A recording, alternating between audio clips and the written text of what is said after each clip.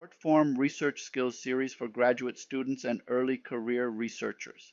In each 4 to 5 minute episode, I walk through one concrete framework you can use right away. Whether you're planning a thesis, auditing a literature review, designing a seminar, or crafting an elevator pitch, let's get into today's framework. One of the most common misconceptions about writing a thesis or dissertation is that success comes from writing one chapter at a time. At first glance, that seems reasonable. Finish the literature review, move on to the methods, then write the results, and finally the discussion. But experienced researchers know that a thesis behaves much more like an engineered system than a collection of independent documents. Imagine a graduate student beginning a master's thesis.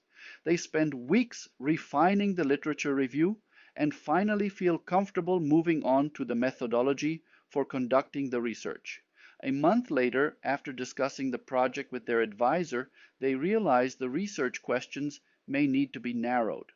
That single change now affects nearly every aspect of the thesis. The literature review must be revised because some sources are no longer relevant.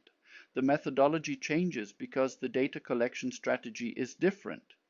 The presentation of the results may require a different organization than originally planned. Even the conclusions have to be reconsidered because they are now answering a different research question. The student did not lack motivation or intelligence here. The problem was structural. Every major component of a thesis depends on the others, and changes in one area naturally ripple throughout the entire document. That is why this framework encourages you to think about your thesis as an integrated system rather than a sequence of writing assignments. Before spending significant time developing individual chapters, you first examine how the major pieces connect. Are the research questions supported by the literature? Does the methodology actually answer those questions? Will the planned analysis produce evidence that can support the conclusions you hope to draw?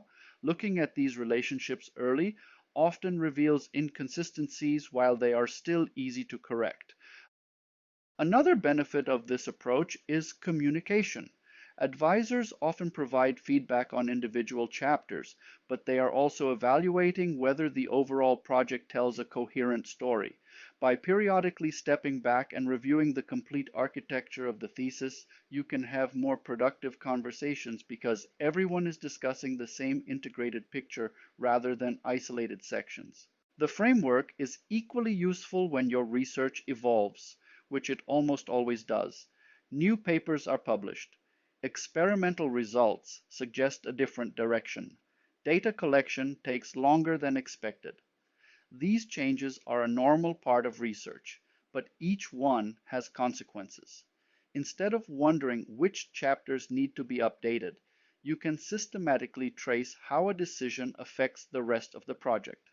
Perhaps the greatest advantage is that it reduces expensive revisions near the end of the degree. Many students discover structural problems only after most of the writing is complete. At that point, fixing one issue often creates 3 new ones. Taking time to review the overall architecture throughout the project can significantly reduce that rework and make the final stages of writing much less stressful. Ultimately, a successful thesis is more than a well-written document. It is a well-designed research system.